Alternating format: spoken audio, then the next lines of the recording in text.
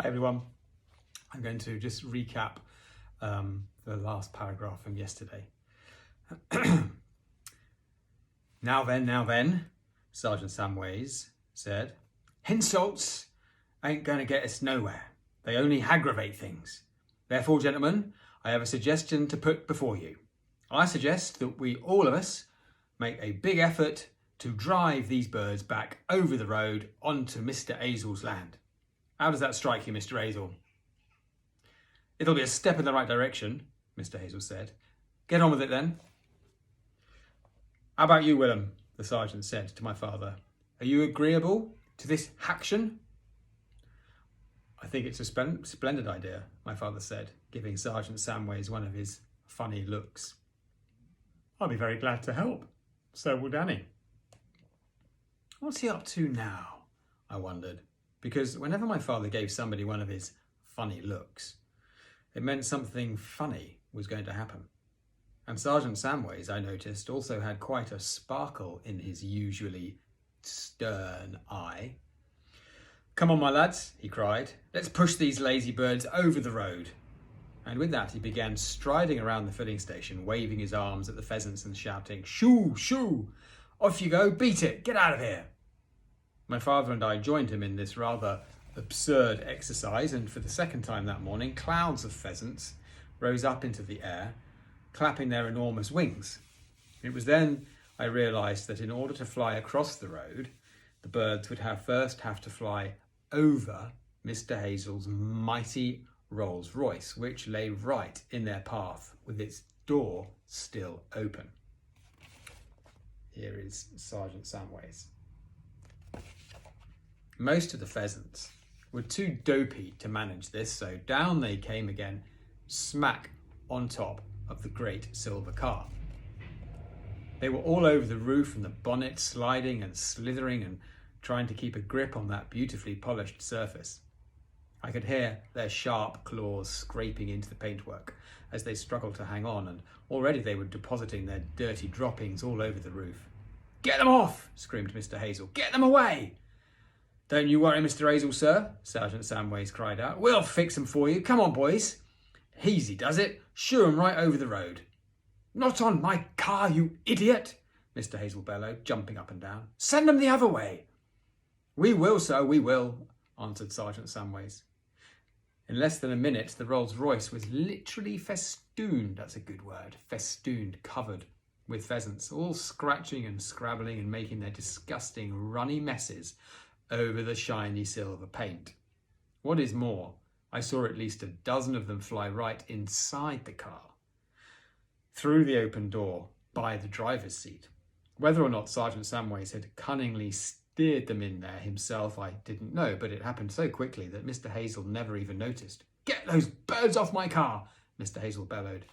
"Can't you see they're ruining the paintwork, you madman?" "Paintwork?" Sergeant Samways said. "What paintwork?" He'd stopped chasing the pheasants now, and he stood there looking at Mr. Hazel and shaking his head sadly from side to side.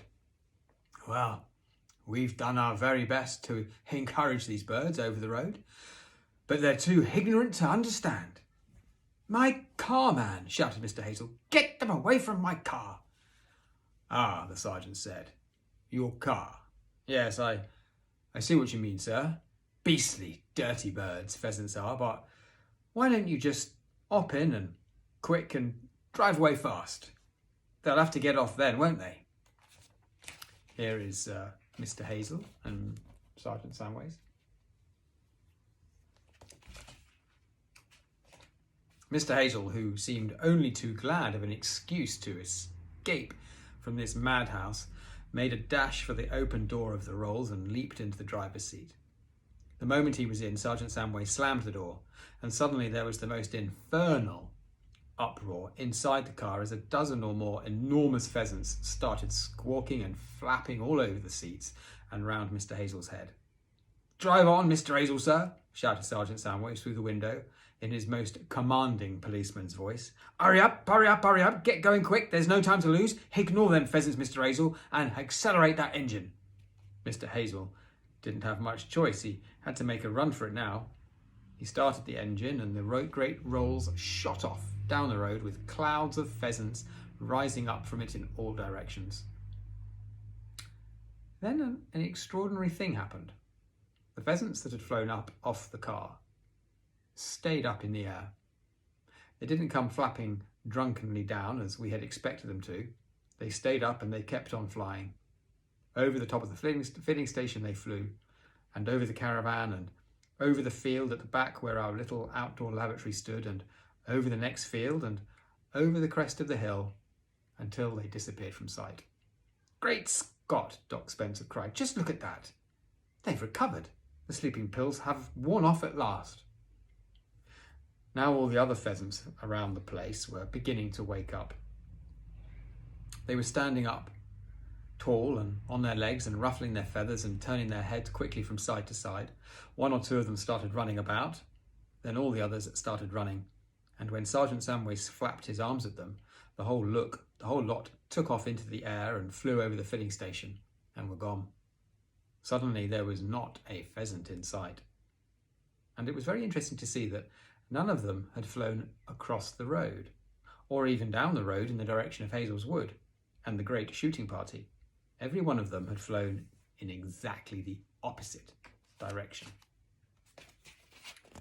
Doc Spencer's surprise. Out on the main road, a line of about 20 cars and lorries was parked bumper to bumper, and the people were standing about in groups, laughing and talking about the astonishing sight that they had just witnessed. "Come along now," Sergeant Samways called, striding towards them. "Get going, get moving. We can't have this, you're blocking the highway." Nobody ever disobeyed Sergeant Samways, and soon the people were drifting back to their cars and getting in. In a few minutes, they too were all gone. Only the four of us were left now. Doc Spencer, Sergeant Samways, my father and me. "Well, Willem," Sergeant Samways said, coming back from the road to join us beside the pumps. "Them pheasants was the most astonishing sight I ever seen in my entire life." "It was lovely," Doc Spencer said. "Just lovely. Didn't you enjoy it, Danny?" "Marvellous," I said. "Pity we lost them," my father said. "Very near broke my heart when they all started flying out of the pram. I knew we'd lost them then." "But how in heaven's name did you ever catch them in the first place?" asked Sergeant Samways. "How did you do it, Willem? Come on, man, let me in on the secret." My father told him. He kept it short, but even then it made a fine story, and all the way through it the sergeant kept saying, "Well, I never. Well, I'll be blowed. You could knock me down with a feather. Stone the crows." My grandfather used to say that, "stone the crows," and things like that. And when the story was finished, he pointed his long policeman's finger straight at my face and cried, "Well, I'll be jiggered. I never would have thought a little nipper like you could come up with a fantastical brainwave as that. Young man, I congratulate you." "He'll go a long way, young Danny will. You see if he doesn't," Doc Spencer said. "He'll be a great inventor one day." To be spoken about like that by the two men I admired most in the world, after my father, made me blush and stutter. And as I stood there wondering what on earth I was expected to say in reply, a woman's voice behind me cried out, "Well, thank goodness that's over at last." This, of course, was Mrs. Grace Clipstone, who was now picking her way cautiously down the caravan steps with young Christopher in her arms. "Never in my life," she was saying, "have I seen such a shambles as that." The little white hat was still perched on the top of her head, and the prim white gloves were still on her hands. "What a gathering," she said, advancing towards us. "What a gathering we have here of rogues and varmints." "Good morning, Enoch." "Good morning to you, Mrs. Clipstone," Sergeant Samways said. "How's the baby?" my father asked her. "The baby is better, thank you, William, though I doubt he'll ever be quite the same again." "Of course he will," Doc Spencer said. "Babies are tough." "I don't care how tough they are. How would you like it if you were being taken for a nice quiet walk in your pram on a pretty autumn morning and you were sitting on a lovely soft mattress and suddenly the mattress comes alive and starts bouncing you up and down like a stormy sea, and the next thing you know there's about 100 sharp, curvy beaks poking up from underneath the mattress and pecking you to pieces?"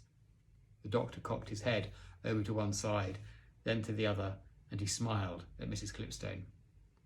"You think it's funny?" she cried. "Well, just you wait, Dr. Spencer, and one night I'll put a few snakes or crocodiles or something under your mattress and see how you like it. Sergeant Samways was fetching his bicycle from beside the pumps.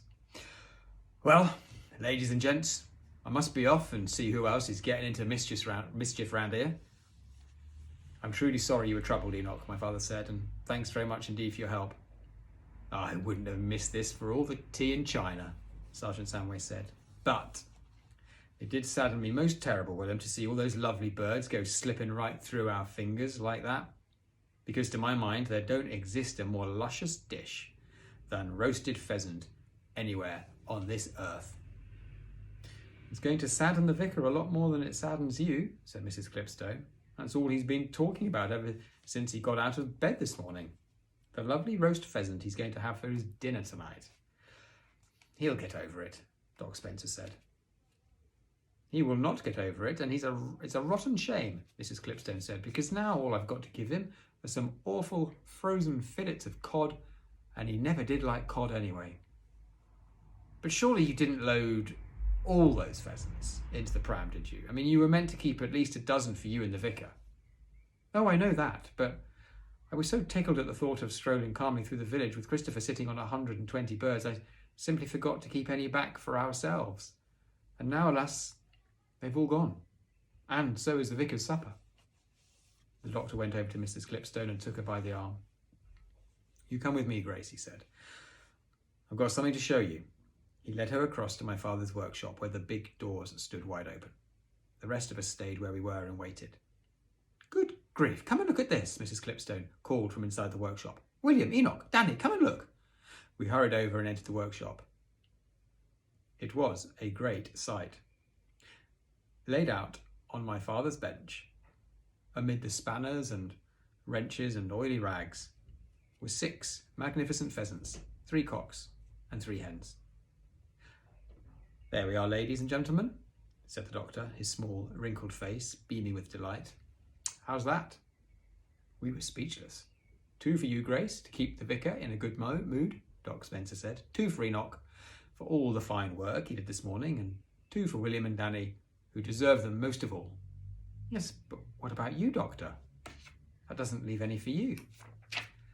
My wife has enough to do without plucking pheasants all day long, he said. And anyway, who got them out of the wood in the first place? You and Danny. But how on earth did you get them? My father asked him. Where did you nab them? I didn't nab them, the doctor said. I had a hunch. What sort of a hunch? My father asked.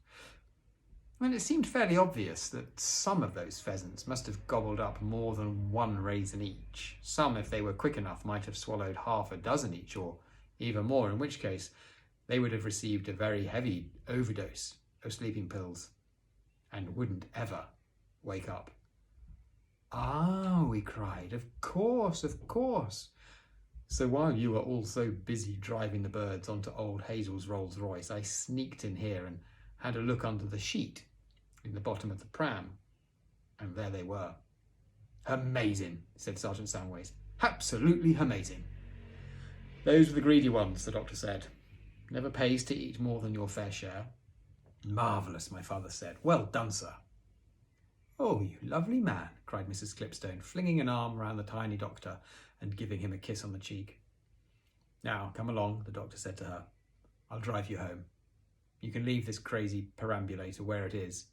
Perambulator is the long word, the proper word for a pram. Pram is short for perambulator.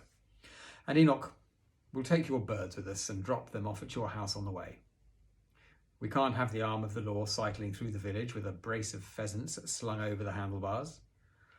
I'm very much obliged to you, Doctor, Sergeant Samways said. I really am. My father and I loaded 4 of the pheasants into the doctor's car. Mrs. Clipstone got into the front seat with the baby, and the doctor sat himself behind the wheel. Don't be sad, William, he said to my father through the window as he drove off. It was a famous victory. Then Sergeant Samways mounted his bicycle and waved us goodbye and pedalled away down the road in the direction of the village. He pedalled slowly, and there was a certain majesty in the way he held himself, with the head high and the back very straight, as though he were riding a fine thoroughbred mare. That's a female horse. A fine thoroughbred mare instead of an old black bike.